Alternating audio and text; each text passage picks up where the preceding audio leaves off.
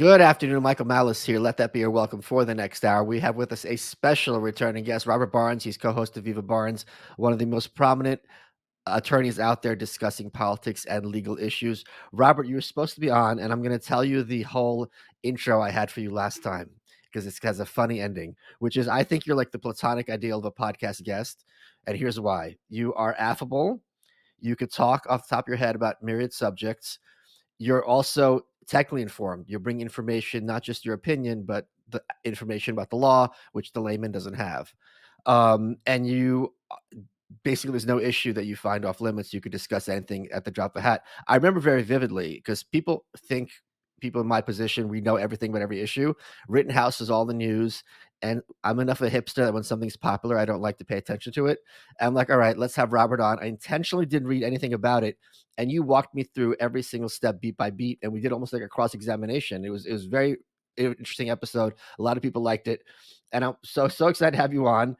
And then I book you and you no-showed something no one had ever done before. And I'm like, what's going on? Does he hate me? And I couldn't think of a reason. But then I learned from one of my supporters that you had a health issue. I just want to check in. Are you okay? How is 2025 looking for you so far? Yeah, it was an involuntary trip to the local medical institution here. I was there for about a week, and I was on and off sick since election day. I made a lot of money on election day, but I didn't get to enjoy it till 3 weeks later, just because of it was a rare infection. They don't understand how it got into my muscles near my spine, and Oh my just God. kept causing problems of various kinds. So I had all kinds of needles sticking in me, sticking out of me, all the rest, and got the crash course in modern hospital care, which I had not been in a hospital since I was like 13 years old until this last year. So that part of 2024, I'll be glad to be past. There were other parts of 2024 that were great, but I look forward to 2025 because of the election results of 2024. Well, tell me about that crash course because I think a lot of people, I'm sure you would have loved to have known certain things before you went to the hospital. And a lot of times when dealing with emergencies, if you know what's ahead of you, it's a lot easier to deal with, no matter how difficult it is. Yeah, no doubt. I mean, I think a couple of things stand out to me, and I've had some siblings and some relatives that have also had a sort of tough health 2020 24, and they had comparable experiences. That first of all, we have these assisted living facilities like that my sister was in, and their margins are too small. A lot of them engaged in troublesome conduct during COVID led to a lot of deaths in a lot of nursing homes, assisted living facilities, and that's a systemic issue. Second aspect, I'm going to be talking to Bobby Kennedy about this, assuming he gets nominated, secures his nomination confirmation for Health and Human Services. But one of the best places to start with changing America's diet would be changing hospital diets. It's the worst food in the planet. It's like we're in here, more of us are in these hospitals because of our bad food supply than anything else.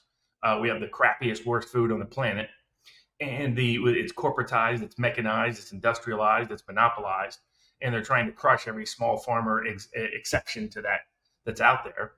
And yet I'm sitting here, and and they have certain diagnosis because, like, I have a type 2 diabetes. Thanks to the Southern diet I grew up on, we were too poor for lemonade. We just had lemon drink, and basically it was just 1 big gallon of water. And you just take the sugar and you just keep pouring it, pouring it, pouring it. That's what I grew up on, and now I get to get the thanks of it later on. Yeah. But here I am in the hospital, and they keep bringing me sugary stuff. It's like, I mean, do you want me here permanently? Well, I guess I have decent insurance, which I just coincidentally. Wait, hold on. There's that expression when life gives you lemons, make lemonade. You're like, well, what do I do? I didn't even have that. Yeah, exactly. The food is just terrible. Basically, it's just bad food all the way across. It's corporate. It's all corporate, mechanized, industrialized food that's leading to people being in the hospital, and then it's reinforced by the food that's served at the hospital. And that's a place, as Secretary of Health and Human Services, Kennedy could have exceptional control. He could say, we're not going to reimburse any more hospital bills, Medicare, Medicaid, or anything else, until and unless you actually have a reasonable diet and you support things like local small farms, for example. A lot of things like that. So that was one educational aspect. Another was just how broken our medical system is. I mean, basically, they brought me in there. They claimed in my internal notes, they said that I was a daily cigarette smoker. I've never smoked cigarettes in my life. I like cigars, but I've never smoked cigarettes that go into my lungs. Yeah. In fact, I figured out I was actually a lived example of Bill Clinton. I was trying to figure out forever the like people had offered me pot over the years, and I was like, nothing impacts me. I try it. Well, it's because as a cigar smoker, you teach your brain not to inhale. So the I was really Bill Clinton. I hadn't Oh, inhaled. when you said Bill Clinton cigars, I thought you had a different connotation. Yes, I don't have that example of the story. No, the so the thankfully, but some of these gummies are great. It's ridiculous that these things have been banned for so long because like one of the only things that helped for like pain and sleep was during this whole time period were these little gummies, the regular medicine that they were giving you. And so they died. I was like, why did they diagnose me that? Well, because they can bill me differently and they can get different reimbursement rates from the insurance Oh, company. wow. Oh, wait, so it wasn't a mistake, this was deceptive. Yes, because I told them about it and they didn't fix it. And then saw that they were billing the insurance company later. And that was the only thing they didn't fix. They'd come in, I was sick. I think I just had a stomach flu, but because of this infection near my lung and spine, that always has the concern. But that doesn't get you quick reimbursement.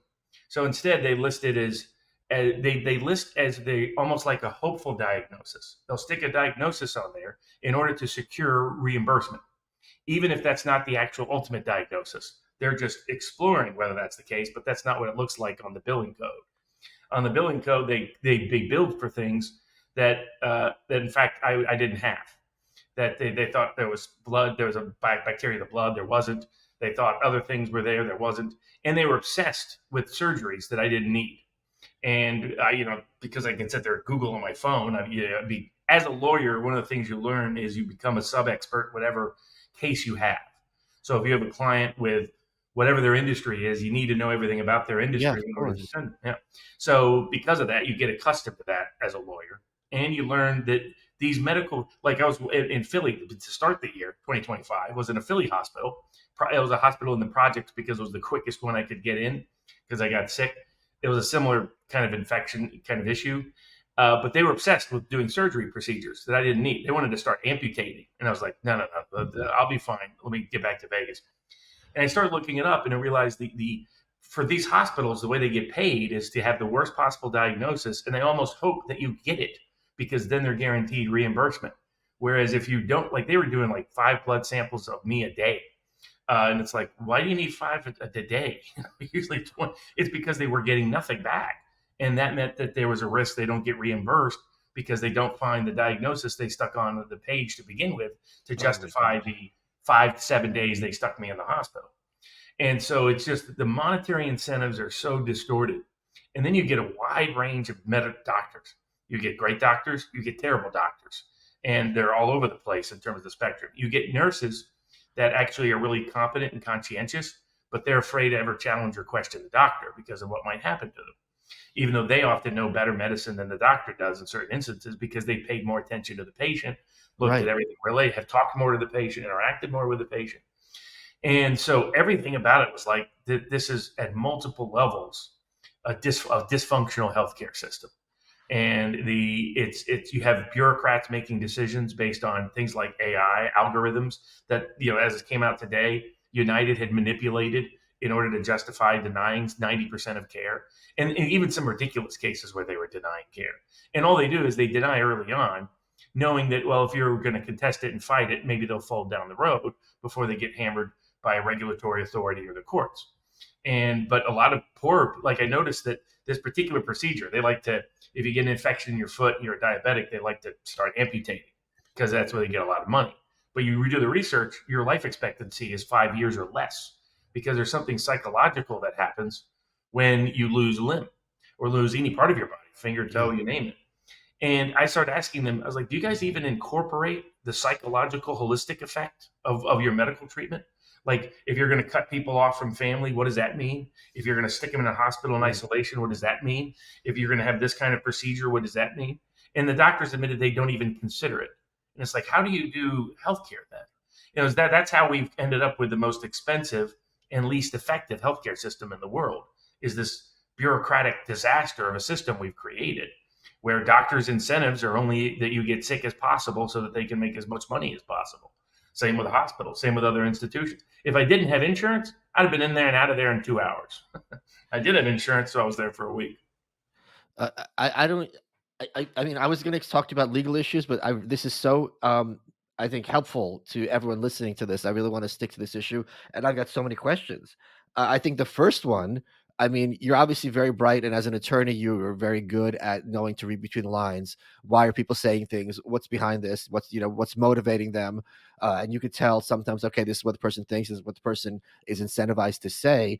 But what advice, I guess, would you have to the layman if they're in this situation? I mean, like, you're someone's in the hospital, obviously it's not a vacation, so they're already mentally, the bandwidth is preoccupied with the health issue. It seems very difficult to know what to do then. But yeah, no doubt. Because like I discovered I have hospital hypertension. That something about doctors' offices and hospitals caused me anxiety, and all of a sudden my blood pressure will spike. They weren't even processing this. I'm like, I don't have high blood pressure away from the hospital. I only have it when I come in here. And this has been since I was a kid. So as a kid, I was going to these people with these white lab coats and all Yeah, these of white course. walls. I mean, it's designed to make you insane. Yeah, I it's mean, an alien environment. exactly, exactly. It's like Soviet architecture. It's designed to oppress you. And the so it was always psychologically when I was a kid. I went without insurance and without any from the time I was like 15 or 16 until 2 years ago. And I only picked up insurance because of some of the people that work for me really needed it, and it's much more economical to get it as a corporate structure to get it, which is also weird to me. Why can't an ordinary individual get Yeah, affordable, accessible insurance? Um, I mean, Obama made the system 10 times worse. Is what he did. right. He just complicated it, made it more bureaucratic, was stealing everybody's medical records. It's amazing how easily accessible those are these days, because that was like nobody thought, okay, what if we digitized records? What does that mean? It means records are now hackable. That's what it means. That part of it people didn't think about. When your record was in a doctor's office, they had to know who your doctor Right, was, right. be able to go in, burglarize your doctor's office to get your records. Now the IRS often has your records, because I brought a big class action suit 10 years ago when we discovered that the IRS, to enforce the personal mandate, was stealing everybody's medical records with these medical records facilities. And they went after my client because he exposed it. They try to go after him for tax reasons, which is similar to what's happening to Roger Ver currently in the Bitcoin context, in the crypto Right. context. So you're seeing waves of it. But what I saw was just a system that is fundamentally dysfunctional, fundamentally dysfunctional. It needs complete revision. If you think about it, it's one of the only places where we don't have direct payment. Like 90% of these problems would be solved if we had direct payment. And it was if the doctor had to please the patient for the patient because the patient was the one paying the bill, you'd have a whole different dynamic. They'd be focused on the patient, making sure the patient had confidence, making sure the patients had confidence in the medical treatment, making sure it was going to be a competent and capable medical treatment. But instead, because we have this multiple layered bureaucratic structures with reimbursement coming from government and insurance, we've created a complete disaster of a system, not only overly bureaucratic, but distorted incentives across the board. And probably the best example of that, I mean, like I have nurses coming forward working with Warner Mendenhall, great key tam fraud lawyer, where we represent Brooke Jackson, who exposed the Pfizer fraud. And that's currently in the Court of Appeals, where the Justice Department, the new Trump Justice Department, will have a big decision to make about whether they are going to continue the Biden policy of hiding the abuses with the vaccine and the injuries with the vaccine, or whether Trump is going to hold Pfizer to its contract, which required the delivery of a safe, effective vaccine for the prevention of COVID 19, which they delivered something that was not safe, not effective, not even a vaccine, and didn't prevent COVID 19, either the infection or transmission, which they promised both contractually to the Defense Department Which under is the Trump. definition of a vaccine until 5 minutes ago.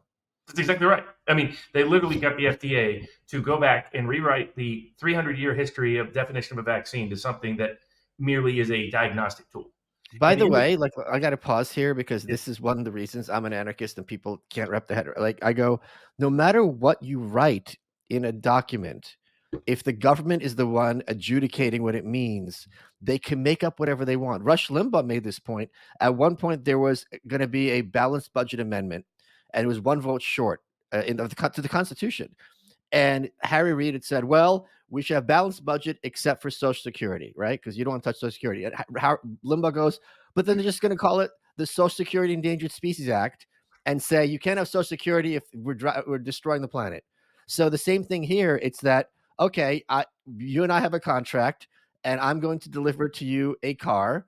And you say, great, here's $5,000, Michael. And then I give you a book and you're like, what is this? I go, well, this is a vehicle for learning. So it's a car. Here you go. So they don't act in good faith. That's what people don't get. Like, no matter what you write, the Second Amendment is pretty clear, but it's like, oh, or the First Amendment, oh, it doesn't include hate speech. Where are you reading this? Like you're pulling shit out of thin air and you don't care and you know it. Oh, completely. I mean, you see it with a lot of these courts. Like I have a case that's going to be pending for the Pennsylvania Court of Appeals, where my client did get her crime was tape recording her own court proceeding. All she did was tape record her own court proceeding to make sure. And what did she document?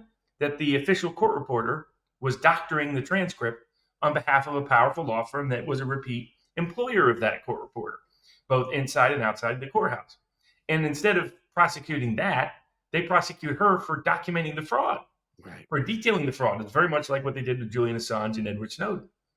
And that's where, like, if Trump is serious about ending lawfare, it's got to go beyond pardoning every single January 6th defendant, regardless of the allegations, because the entire method of that case is so contaminated, you can't trust any outcome.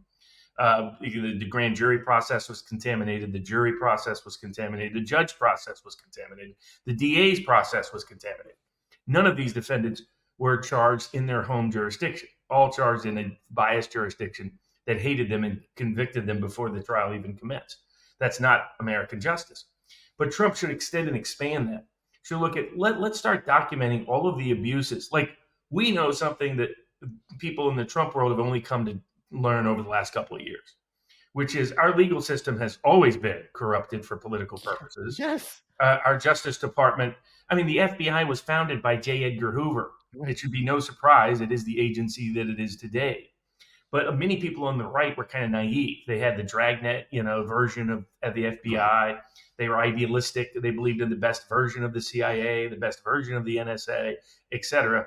And then they discovered, because they made Trump their target, just how corrupt these institutions are. Because they were told for a long time it's either the CIA or Al Qaeda. Which are you going to pick? Well, it's not a hard choice in that regard. Exactly. It's like if you give me the choice of Hamas and Israel, I'll take Israel. Right. If you give me the choice of no war or more war, I'll choose no war. Right. So it depends on the context. So all of these were sort of disturbing circumstances that President Trump should create a pardon committee, a lawfare committee of smart lawyers that don't require confirmation, can work right out of the White House, that just go through, just document. You could do a case a week, a pardon a week. Of here's an abusive case, here's an abusive case, here's an abusive case, here's an abusive case, to educate the American public at why our system needs institutional reform. When Matt Gaetz says we probably got to tear it down before we start all over again, that he's right. That's why they, of course, drove him out from getting nominated from DOJ. But that's the kind of mindset we need, and I hope he does it, because there's so many examples. There's not just like pardoning. I hope he pardons Julian Assange right out of the gate. Make a point on that. Pardon the deep state would be enraged because they obsessively hate Assange. Pardon Ed Snowden right away so he can come back. No more of this nonsense of holding him in jeopardy and him having to be in Russia to be a free man. And go through the list of other people that fit into that category. Steve Bannon, Peter Navarro, all the January 6 people, those are all no-brainers. The ones I would add to that is start going through current cases. I would look at Leonard Peltier's case, for example. I would look at some prominent political cases that at least were contaminated or tainted by a politicized process of a corrupted DOJ, FBI, and others in our national security apparatus. But a key example of that is Roger Ver. Now, Roger Ver's old school Bitcoin, literally named Bitcoin Jesus for that reason. Leave it to the Biden administration to figure out if they wanted to crucify Bitcoin. But hold on, because I want to talk about Roger at length, because he's my pet issue after Ross. You forgot Ross. Yes, Ross Ulbricht. Who Trump promised to pardon on day one, and that's going to be a big litmus test if Trump is going to be delivering on what he said during the campaign or not.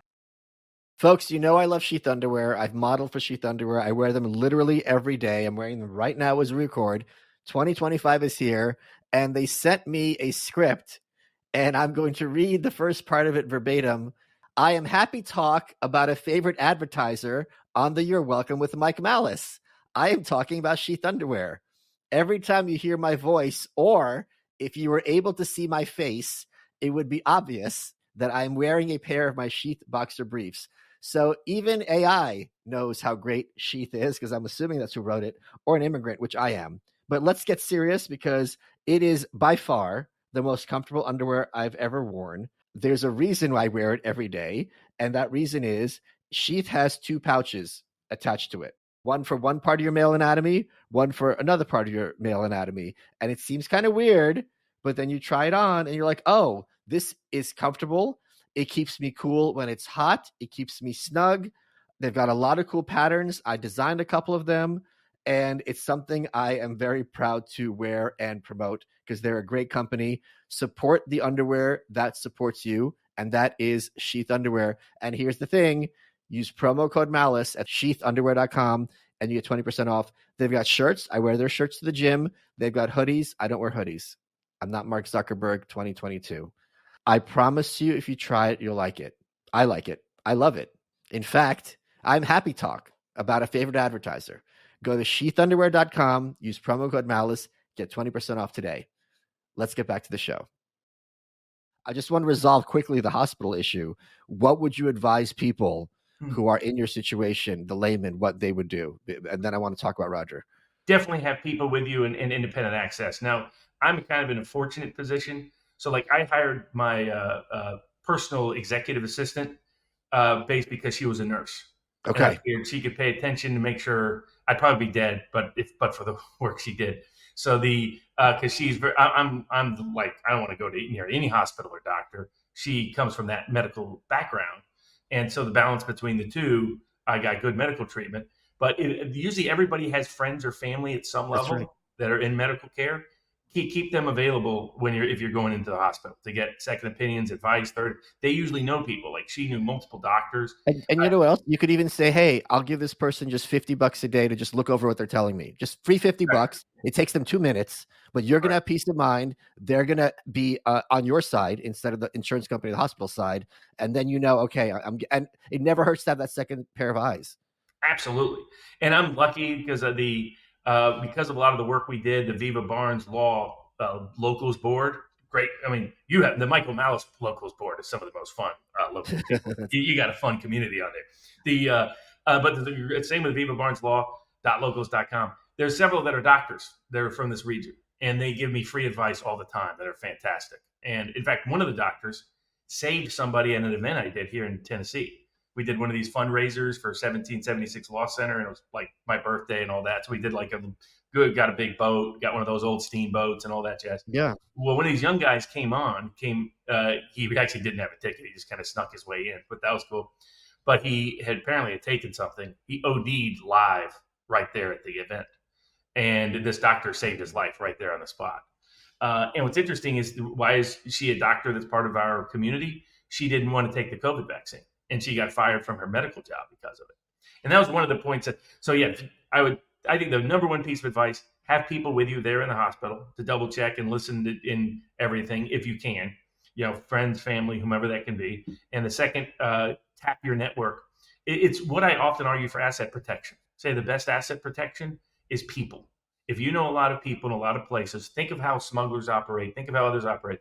If you have people connections, that is one of the best assets you can possibly have to get from A to B to C to D if you got to, if you feel the heat around the corner, so to speak, from a illegitimate government actor. Or I've represented victims of domestic abuse, and I helped a woman get out of the country and stay out of the country. Her husband, her ex-husband, who was abuser, was a bounty hunter.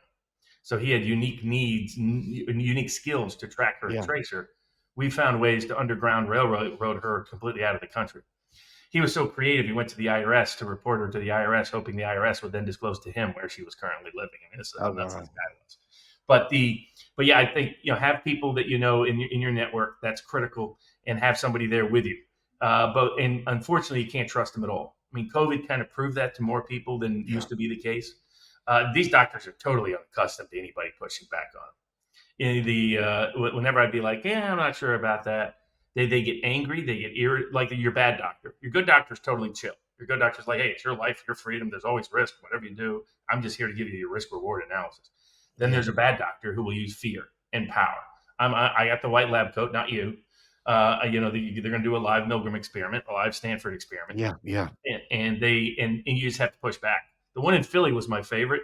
It was a teaching hospital. The young would be doctors, they were great. They were going behind the back of their teacher and protecting me from what the teacher was trying to do.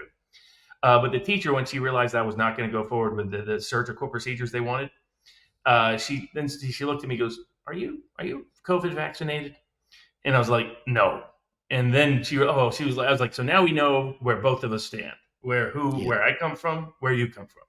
But I think that the hospitals don't appreciate how much I mean, I have nurses that are whistleblowers coming out everywhere, talking to Warner Mendenhall, my co-counsel, and the Brooke Jackson and future other cases, talking about, for example, the hospital repeatedly witnessed vaccine adverse events.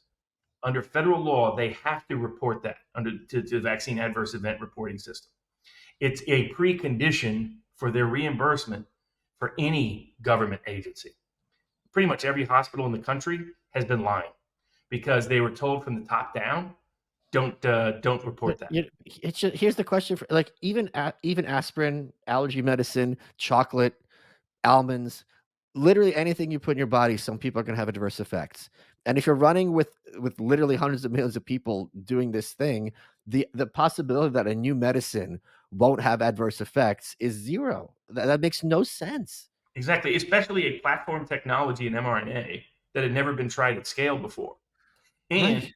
the reason why Malone quit pursuing it was because Robert Malone, who was the inventor of the platform, said it causes too many problems. It just is not a sustainable mechanism to deliver a medical product. That's what red pilled him when he saw, hold on a second, they're using a platform that I abandoned, that I created Right. because of the risk, and they're telling people there's no risk. And How's it that made possible? That's like saying driving a car, there's no risk. What are you talking about? Exactly. I remember telling people from the get go I wasn't going to take the vaccine. I said, I don't trust a product where there's only profit and no risk to the Right. maker of that product. If it turns out they killed me, no, doesn't hurt them. They still get paid money because I took the vaccine to begin with. Right. Yeah, their incentive is to just get the pill out there, And get they them won't even get blamed. That's the thing. It's not like not only do they get paid, they don't get blamed. They'll People will cover for them and call you crazy. exactly. And that's what I mean. What does it say about our medical system? I was if I there was a points where there was one or two doctors that I really didn't get along with at the hospital, and I was gonna at one point challenge them, and then they assigned me another doctor. They're like, okay, we don't want to do it with Barnes. But I was gonna start interrogating. He was like, don't you guys realize that post COVID, nobody's gonna see hospitals the same way? You brought a bunch of sick people and you stuck them in the same floor that was going to guarantee the spread of infection. Then you gave them either remdesivir or ventilators, both of which were backfiring, and you knew right away. You killed a bunch of people that didn't need to, and then you cut off family from them. You wouldn't let family see loved ones in the hospital. And it turned out for no good cause, no good purpose. You were wrong. It's like, do you not realize that the world isn't going to? But they're still slow to that. I think the medical institutions are slow to recognizing what the media only figured out when Trump won the popular vote and the electoral vote. They're like, oh, people don't really listen to us anymore. People don't actually respect Because us or believe us. like, I don't have to have any political views where if I said to you, "Hey, I wanna have let's suppose there is some kind of, like, 13 monkeys level virus that's just really killing everybody. It's like, "Okay, what if I have a funeral where we're all in hazmat suits? Why no?" Right? And that they were saying no to even that, like, okay, Yes, it makes no sense on their terms. I had to sue in my own hometown, Chattanooga, because they were trying to stop an Easter egg roll, and it's like, people, this is outdoors, outdoors. Do you And not know kids. how infectious disease spreads or doesn't spread? Right. And yet I had, just for churches to do an outdoor Easter egg roll, I had to sue to get the city to back down. They Did they could, back down? they did Oh, because they good. thought they had to pay attorney's fees, and they didn't want to pay my attorney's fees, especially. And I knew I had run-ins with the mayor's father, who was a famous lawyer here, and so I'd had some success where others had not. I mean, his grandfather was a corrupt Teamsters lawyer, which is a whole nother story. So but they weren't interested in a long extended litigation, fortunately, in that case. So there were other cases. Almost all the COVID cases we brought, lockdown cases, they settled before because they knew they couldn't win in court based on legal merit. That even the judges were like, hold on a second, you're shutting down somebody's Airbnb, the vacation rental without any findings of anything that would justify that. It's like what Judge Stickman determined in Pennsylvania. Anytime they dug into the records, This is what they're finding everywhere. They're finding it now in the vaccine mandate context. Just happened in San Francisco to BART, where even a liberal Democratic judge was like, "You guys didn't do anything before you fired these people. You didn't do any analysis on the vaccine. You didn't do any analysis on whether it's safe or effective or not. You didn't do any analysis on whether there were alternatives that could help these employees still perform their jobs without having to take something they religiously objected to." Or they could just take a test. That's the thing. I remember the thing why COVID red pilled so many people is it didn't make sense on its own terms. I remember vividly the vaccine passports in New York, which is like probably the straw that broke my back, where I'm like, all right, I'm out of here. Where it didn't matter if you took a negative test, you needed to have the card. And it's like, which is a bigger indicator that you first, and Lou Perez had this great tweet, if you don't have it, you can't spread it.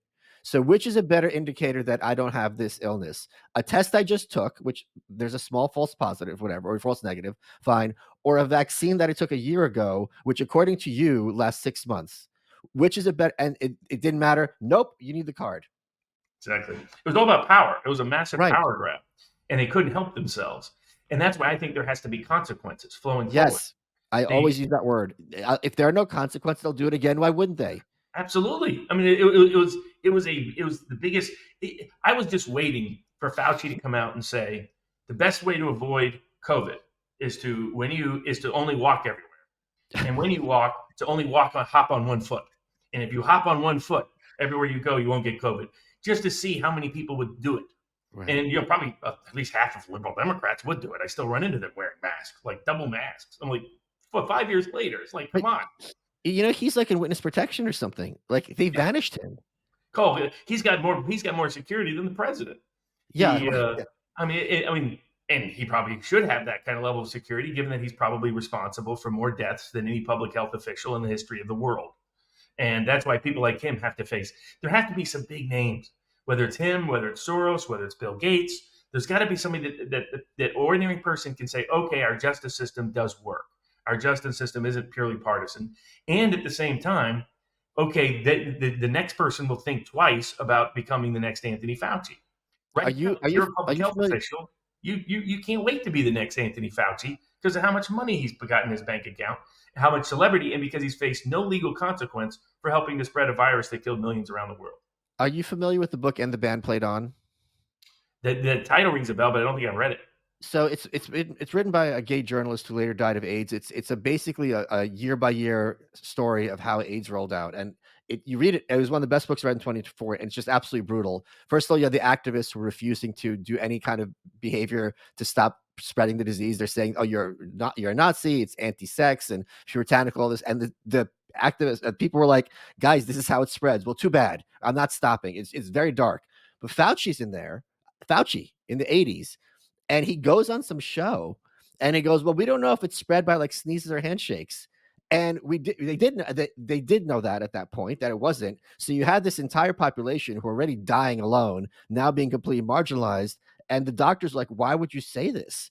And the level of irresponsibility from him, I didn't realize this was 40 years in the making with this guy. I thought, okay, maybe this is my naivete, that maybe people are just getting too worked up.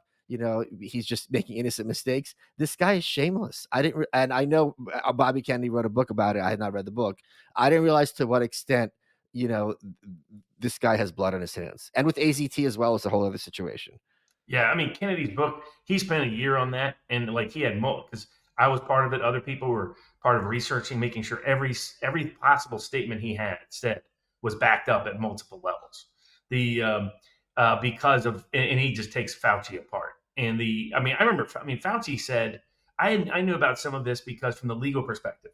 So Fauci had told people you could get AIDS in your kitchen at one point. Right. Yeah. The reason why the Americans with Disabilities Act was modified so that if someone an employer discriminated against someone because they perceived them as disabled, even if they weren't really disabled, the whole reason for that part of the law was how badly people with AIDS were treated, or people who were taking care of people with AIDS were treated.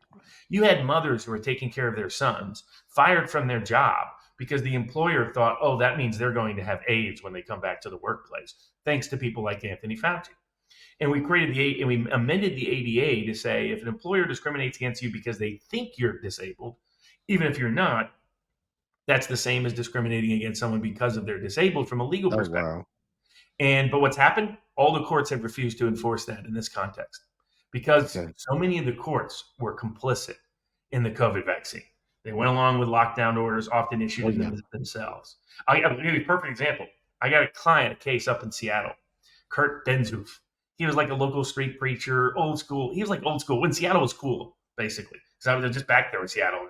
That is a nightmare city now. It is a dark. It feels like you're walking around Gotham, not on a good night, and with no Oh Batman really? inside.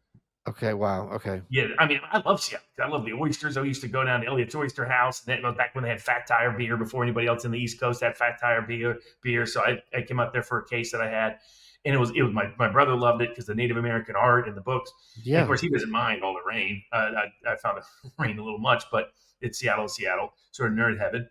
This time I go back, everything feels dark and heavy. There's a lot of homelessness. There's random street crime all over the place. It just doesn't feel the same. And then I talked to some other people that were native Seattle people, and they said, yes, it said since COVID, everything has just gone. Seattle's one of the few places that didn't budge much between 2020 and 2024 politically. The same with this whole Seattle area. The Seattle suburbs actually trended toward Harris. It was one of the only areas in the country that did. And it gives you a sense for their mindset. So, like, what happened to this guy? He's basically served 6 months in jail already. His son has been taken away. His house has been taken away. His car has been taken away. And you wonder, what horrible crime did he possibly commit that he's facing a bunch of charges in city court and in county and by the state? And it all started with him just objecting to the mask at Sprouts. That was it.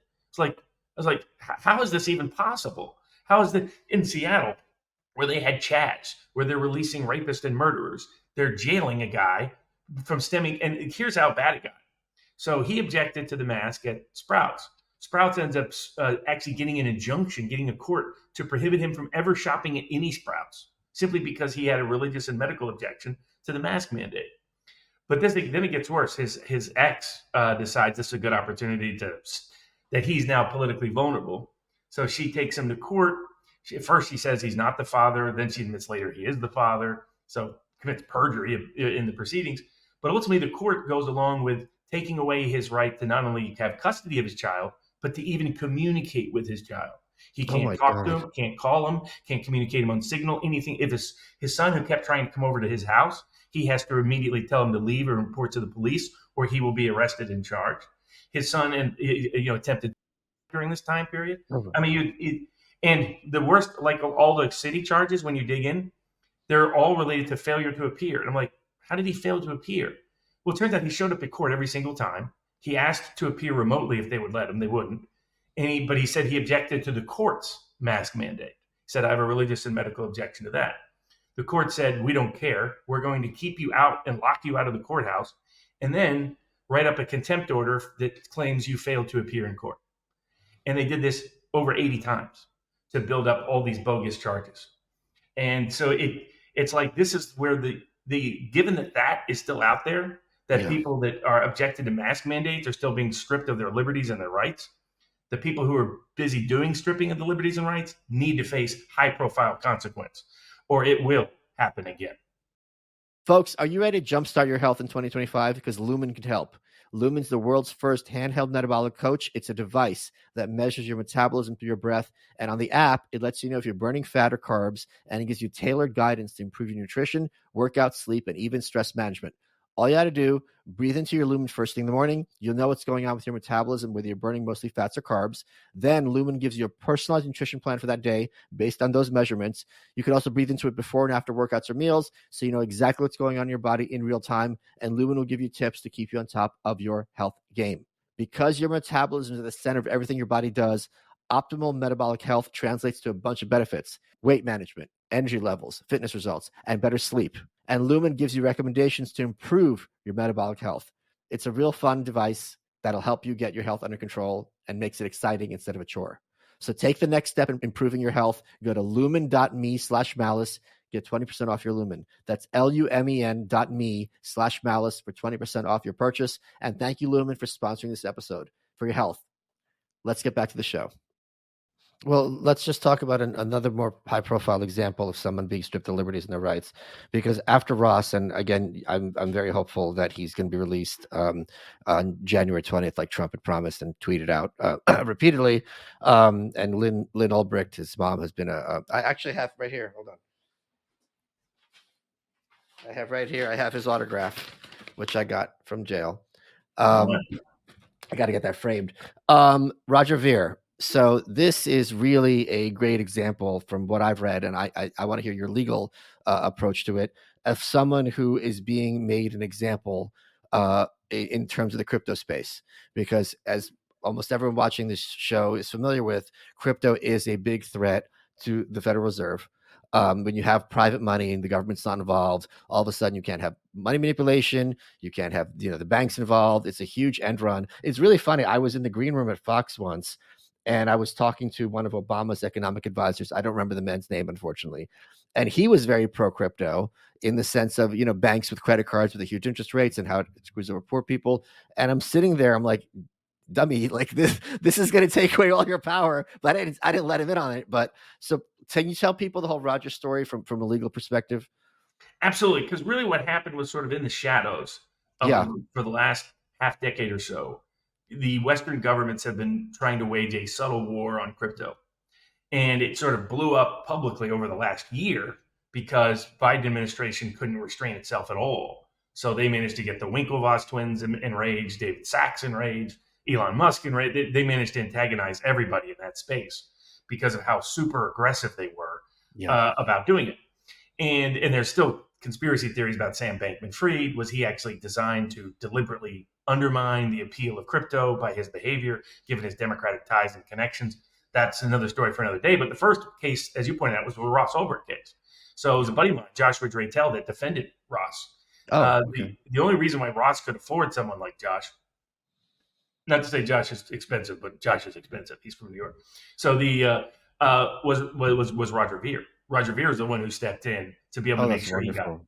he got a competent, capable defense. He's been doing this quietly, privately for years. And so I was aware that Veer was backing people and thought, okay, Veer would be a target. I knew McAfee would be a target. I had reached out to McAfee through other people because of his tax position, that there were ways to defend that case. But McAfee, went to Spain. I don't know why. I've told people publicly, if you think the U.S. government is after you, Spain, Europe is not the place to be. There's other Yeah, of places course. to be. Yeah. Um, the Sadly enough, the most free place is kind of connected to your old homeland. Imagine today, as the founder of Telegram said, who fled Russia because of lack of freedom. He said today Russians have more freedom of communication than Europeans do, which is just wild to me. That Ed Snowden has to go to Russia to have freedom. Unbelievable. But so Ross Ulbricht was a guy they claimed did Silk Road. We don't know whether he did or didn't. The FBI's out there bragging about it this past week. And I was looking for the section. I was like, where's the FBI going to put the section about how they and other IRS agents stole a bunch of the crypto for their own self enrichment under the guise of a criminal case? I didn't find that in there in the FBI's little write up about what happened to Ross. So Ross was, so there's always been questions about his guilt. There's been major questions about how the trial went forward. There was no question of corruption of the law enforcement agents involved. So it fits the exact kind of case that I think Trump should be looking at pardoning and commuting.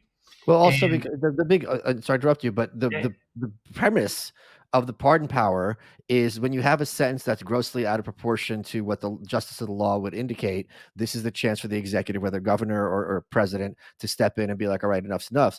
He's got double life with no chance of parole. I mean, compared to some of these heinous crimes that are happening right now, what happened in Rotterdam, these people are getting 5 years for what they did to these kids. It's insane. And he spent a good portion of that time in solitary, just like some of the January 6 people did. It's just, which I think is just completely unconscionable and inhumane, unless someone is, we're talking about someone who's like, okay, he's going to attack the COs and is a complete, like, savage. You have to restrain him at all times. This is Ross. This is not the situation there. So it's so unconstitutional in terms of cruel, and it's extremely cruel. Maybe it's not unusual, but it should be. And I can't wrap my head around it. it's very similar to all these cases will have a common, whether you're talking about Roger Vere's case, Ross Ulbricht's case, Snowden or Assange's case, the January 6 cases. You're going to find abuse of procedure all the way through. Yes. They couldn't follow a conscientious constitutional process. because if they had, it would have been derailed. So they manipulate the venue, they manipulate the judge, they manipulate the grand jury, they manipulate the trial jury, they manipulate their higher ups. They lie to Congress when there's further up in inquiries, investigations, what the heck's going on. The SEC has been notoriously corrupt. I mean, trying to claim every form of crypto could has to be a security that's publicly traded was nuts from day one. Sure. Yet they pursued it and went after everybody, tried to bankrupt everybody they could along the way. Well, one guy that's always been in the way for them, all the way back, is Roger Ver. He's not well known to the world, but he is well known to the deep state and the administrative state because he's been one of their principal opponents and one of their most principled opponents for going over decades. I mean, this was a guy who goes, as a young kid, gets active in libertarian politics, decides to go out and attack the FBI and expose them for what happened at Ruby Ridge, for what happened at Waco. And they reward him with a criminal prosecution that he has to end up doing a plea deal and doing federal prison time. And I always tell people, guess what Roger Ver's great crime was? Because nobody has guessed it yet successfully. And it was buying the wrong size fireworks off of eBay without the proper license. It related to fireworks permits. That's what he served 10 months in federal prison for as a kid. If anybody thinks the government was really concerned about fireworks permits, I got a couple of bridges in Brooklyn to sell you. Yeah. So he learned from that how political the legal system could be. So he stepped back from the limelight on legal aspects, became a big advocate of Bitcoin, hence Bitcoin Jesus, one of its first advocates, invested all over the place. And he wanted to have the best version of Bitcoin, democratized Bitcoin, decentralized Bitcoin, Bitcoin in the way Satoshi imagined it, that it could take down the power of central banks and central planners, that it could restore individual freedom, as well as have the added benefit to people that are unbanked or debanked or can't be banked, that they have access to means of exchange in a financial currency that can work and are no longer dependent on the government's goodwill or the government's good wishes in terms of the sustainability of the revenue stream. But can I interrupt you because I don't think people realize because there's this joke about how a conservative is a liberal who's been mugged. Like people don't realize how unsafe their money is because thankfully we're still at a point where relatively few people are targeted. But if you think about where you have your assets, if you think about how easy it is, just PayPal's an example. I know lots of people who like overnight, PayPal just seizes their money and it's like, no, we've decided you're violating terms of service. You can't withdraw it. Like there's no question this is your money, but they unilaterally say, nope, we're seizing it. You can't log in. You can't send it. You can't receive it, blah, blah, blah. The banks, we've all heard stories, I think at this point, of people for political purposes who are like, nope, we're not going to work with you. Like you're getting debanked. And if these are private entities, the amount of power the federal government has, if it wants to take assets from you, they could just break down your door and start, just like with Ross. Oh, we're just going to take your Bitcoin. Good luck getting it back. Exactly. They wanted to they want a more centralized control mechanism. Yes. So they're trying to take this decentralized currency and find a way to re-centralize it. And the main guy that's been fighting them, mostly behind the scenes for the past decade, has been Roger Ver. Yeah. The main guy privately, secretly financing the legal defense of people being wrongfully targeted is Roger Ver. That's why as soon as I saw, now I've been talking about his case without knowing it was his case, because there was this case that was anonymous that was up to the Supreme Court, where I was like, hold on a second, they went in and stole a bunch of attorney-client records. I was like, this is talk about that. It's crazy when people hear about it. Completely. I mean, they just basically raided his attorneys and stole his attorney-client communications. The kicker, of course, would be that they would later lie about those communications to the courts in Spain, which is now going to have one of the top U.S. attorneys under criminal investigation in Spain. That's the kind of attorney I've advised the Trump people that should be fired immediately when Trump comes in. You should not have U.S. attorneys working for you that are under criminal investigation for violating people's constitutional rights. Right. If Trump is serious about reform, at least have that principle in place. You're at least suspended as a U.S. attorney if you're under investigation, criminal investigation, for lying to courts and defrauding people of their constitutional liberties. So Roger figures out that he's going to be active in this space. He knows how the U.S. government responds. So over a decade ago, he says, I'm giving up U.S. citizenship. I'm going to choose a different citizenship so they don't have that as a pretext to control me, to try to govern me, to try to limit my advocacy for true financial freedom, for unleashing the true power of Bitcoin. And you can read his book, Hijacking Bitcoin, that goes into this battle that he's been involved in for multiple years. within a month of him publishing that book that detailed his public involvement, all of a sudden they unseal a criminal indictment against him. And the criminal indictment, and they're seeking to put him in prison for basically the rest of his natural born life. And what was shocking to me was, one, they're trying to they're trying to put him in prison for not paying tax on money he did not make in America, on money he was not a U.S. citizen when he made the money, But and it was on even money that crazier. they don't Like even consider money. So this was what was fascinating. They were saying, right, so he had Bitcoin, and basically their point, this was like what Kamala Harris wants to make a law for everybody, unrealized gains. So like Elon's made this point, like Elon's obviously not cash poor, but he's like, yeah, I have whatever 20 billion. I don't have 20 people don't realize he doesn't have 20 billion in a bank account. He has 20 billion in stock, right? And if you want to turn that into cash, it's going to affect the price. And with Bitcoin, Roger had so much, like, okay, this is, you made all this money. He goes, I didn't make this money because if I sold all this Bitcoin, it would flood the market and collapse the price of Bitcoin. You're taxing me at a rate which is not at all congruent with the market rate, because there is no market rate established because the market's so small. For example, if there's like that stamp, what's it called, the something Jenny with the upside down plane on it, and there's one of those stamps on Earth, it was a mistake. It's like 13 million, whatever it is. Let's say 13 million. But if I find 100 of those stamps in some attic, all of a sudden it's not rare. There's 100 of them. That it's not going to be 13 million each. It's going to be maybe 100,000 each. So it's and it's very clear that they just wanted a pretext to put this guy away. That this is not, we just want revenue. Let's work it out. Okay, give us, here's your bill. Here's some fines. Here's some interest. Pay it, and we're square. We want money to pay for poor people to have food. No. That's not what this is about. Because if the tax is one world I know well, and if it's about a money issue, sincere money issue, they go through the civil process. Yes. You get a notice, you go through the audit, you get to put your position, you go to IRS appeals, you go to tax court, etc. And here they're in two novel areas because they're trying to use this as an example to punish dissidents. That's the primary goal of prosecuting and punishing Roger Ver, is to shut up and silence the future Roger Veers. Okay, you think you can Yep. be independent and speak out and try to undermine our objectives? Well, you're going to end up like Roger, and in prison for life in some hole that you can't get out of. The other purpose was to try to make new tax law through selective criminal prosecutions, Yeah. which is terrifying to me. They've done this sporadically over the years, and the courts have usually stepped in and shut them down. To give you an example, they tried to make it a crime for you not to report as income you donating blood, you being the recipient of donated blood. I kid you not. This was actually a case that went all the way up to the higher federal courts of appeals, because the government was trying to punish people for not reporting receiving blood transfusions as income. If you go way back, the commissioner of the IRS told Congress back in the 1930s, people shouldn't complain about what we tax. They should be happy about what we don't tax. Oh my God. And what they've always wanted is a property tax. Now, our U.S. Constitution is unique. Our founding fathers were paranoid of direct national federal taxation. I mean, that's what started the whole revolution.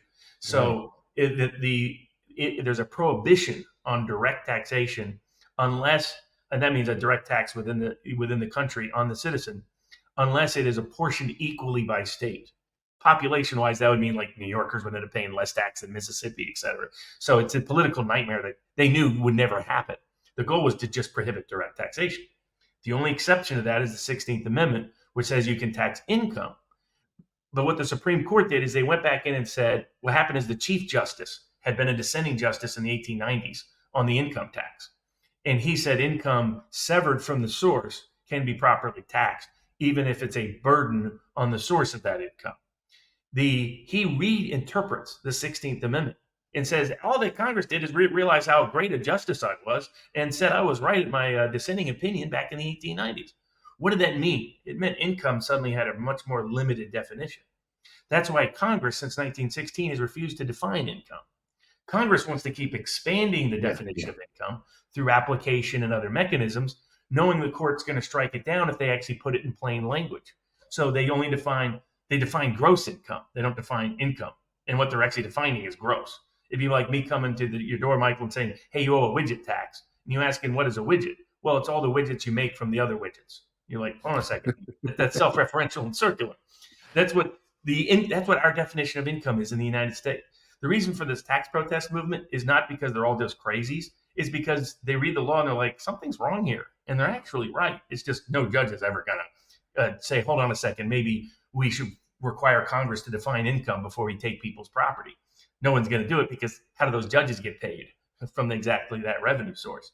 And the IRS, by the way, maintains a special file on every single federal judge in America. You should ask yourself why that is. So Veer gets targeted. They indict him. They throw in mail fraud. And I was like, what's the mail fraud? Because he mailed his tax returns? That's not mail fraud. That's ridiculous. So they throw in an insane. The reason why they put that in there is it helps with extradition. There's a bunch of countries that won't extradite around the world for just taxes. Most of the world doesn't put people in prison on taxes. The America, like Russia, Iran, we're in with some unique lists. Russia, Iran, China. That's not your usually ideal list. It's like being, right there with Mississippi. It's not, no offense to Mississippians, but it's not normally the place you want to be. Now California is down there because of what they did on schooling and testing and during COVID and the rest. But so they come after Roger. They tag on a bunch of bogus charges. They do it so they make it easier to extradite him. They include the mail fraud, even though it's a purely bogus mail fraud charge entirely. And then they throw in the tax charges, and the tax charges are all based on a conduct that was after he was no longer a U.S. citizen for the most part. And it is, as you pointed out, it was the IRS didn't even have a set interpretation of Bitcoin at the time. So Roger relies on legal and tax accounting advice.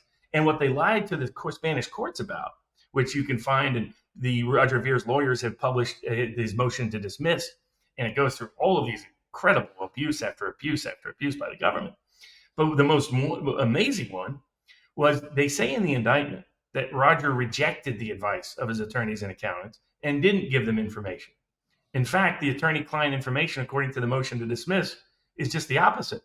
Roger did exactly what his attorneys and accountants told him, and he disclosed everything to them, and it was their advice that because of what you identify, the problem of how you do mark to market on Bitcoin back then, that they had properly calculated the amount for the exit tax. Now, the problem is an exit tax isn't constitutional to begin with. It's a disguised property tax. It's that unrealized gains tax that Harris wants to do. It's the wealth tax that Elizabeth Warren talks about. But folks, it's just a property tax. It's taxing you. The IRS said in the 1930s, they believed they could tax you for cooking in your own home. If you cooked your own meal, they considered they should be able to tax you for the labor value of that, of doing your own laundry, of having your own garden. This is the kind of insanity that they wanted to do. And they're trying to use the criminal case of Roger Ver. They can't get the law passed through Congress. They can't get the courts to approve it civilly. They can't get it approved in the civil process. So instead, they're going to say, well, you better pay the tax that we claim we can impose, even though it's not legally imposed, because if you don't, we'll put you in prison for it. That's why the Roger Ver case is doubly dangerous. It's political weaponized lawfare, and it's attempting to create a precedent that would be terrifying for everybody by making tax law through selective criminal punishment. Yeah, I'm very hopeful because it seems pretty clear that whether Trump himself, I mean, he's older, or people who have his ear understand how essential the crypto community is, both towards a booming economy and a group that he's trying to court. So this seems to be the kind of and you want, frankly, like, to me, one of the best things about in just politics is when wealthy people are like, you know what, you're the victim, or when lawyers work pro bono, or when wealthy people like, I'll pay for your lawyer. This is an injustice because, as you know perfectly well as an attorney, and this happens with criminal cases too. People don't have the resources to fight City Hall, and at some point, and they have infinite resources. They'll drag it out, and it'll just warfare through attrition. And the person without the money is just basically driven into the ground, and they have nothing to do about it. So of course you're going to want to take out somebody who's trying to fight that, and you're going to want to take out somebody who's a threat to the Federal Reserve, because that is really the mothership of so much of this evil that comes out of Washington. Yeah, you're talking about Roger Ver has been one of the most principal advocates publicly, and one of the biggest thorns in the establishment side at maintaining Bitcoin's capacity to be a financial freedom tool against central planners and central banks all around the world. And that would be an extraordinary revolutionary event. And that's why they want to lock him up. But they want to use it. They want to use the precedent to lock him up to deter and discourage others from being dissidents, but also to create new tax law that would put all of us in jeopardy. It's basically a 1, 2, 3 step to central bank digital currency, complete control of the population using tax and currency to do so. That they say, well, your opinions, that latest troll comment, Michael, was too much. We're not going to let you pay your rent this week. You thought you could go to the grocery store? No go. We don't have proof of your COVID vaccination yet. So and Roger's opposed to all of it, has the mechanism and the methods and means to help oppose it. That's why he's a high profile target. But if they can use his case to create an entirely new criminal precedent, that they can create new tax law through selective criminal prosecution, then we're all in danger immediately tomorrow. If people go to freerogernow.org, you can sign the petition. He's wanting to hit 20K. They're close. They're at 19,285. Tucker Carlson's in there, Charlie Kirk. There's your smiling face, Brett Weinstein, who's been a guest in the show, Jeffrey Tucker, so many other names that I recognize. So I think it's something that I think what happens with these cases, when you have enough of a groundswell and politicians see it's politically advantageous to them and the politics work as well, that's the kind of thing where people get justice restored to them. I think it has two major benefits for Trump politically, just looking at it purely political. I care about it from a constitutional perspective. That's why I'm advocating for Roger's pardon. But just from a pure political perspective, one, if he just pardons January 6 people, that's all the media will talk about. So he needs to include other people in there so that will get media attention, so that it doesn't just become, oh, Trump's just protecting his pals. Trump doesn't know Roger. He's never been around Roger or anything else. It would be, no, this is a principled commitment to ending the lawfare and the abuse of our constitutional liberties in the country. And the second thing is, it's the best name in the world. You can imagine Trump, hey, I wasn't there 2,000 years ago, but I couldn't pardon Jesus, but I can pardon Bitcoin Jesus. And it would resonate. It would work with Trump. It's perfect. So I think Roger's case is the perfect case for Trump to start this whole process. And then let's pardon somebody. If I was president, I'd pardon somebody every day. I always remember Big Jim Folsom, governor of Alabama, who would like pardon half the people when he left. And they're like, why? He goes, there's a 50-50 chance they're innocent or they got robbed or they got raped. Wow. The system was wrong. Because, Big Jim was old school. He invited Adam Clayton Powell to come down to the Alabama State House during the middle of segregation debates in the 1950s. Big Jim was now he got caught with some Alabama branch water live during a debate because he had a little bit of habit there, as he called it. But he was old school populist. And that's what fueled Trump's election. Huge number of crypto people concerned and connected to help make Trump's election possible. And so supporting crypto and getting a new SEC person, respecting it, helping protect it here in the United States. But there's no better example of that than making sure Bitcoin Jesus isn't in the U.S. prison for the rest of his life. Yeah. Folks, head over to malice.locals.com where Robert took questions from you. Robert, running out of time, and I'm very glad that your health is on the mend. What has been your favorite part of this interview? It's probably the inappropriate jokes told right before we started. You are welcome.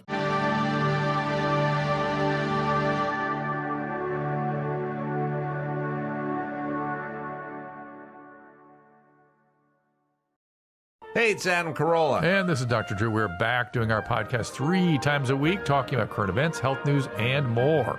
So, if you miss us on Loveline, check out the Adam and Dr. Drew show. New episodes Wednesday through Friday, available wherever you find finer podcasts.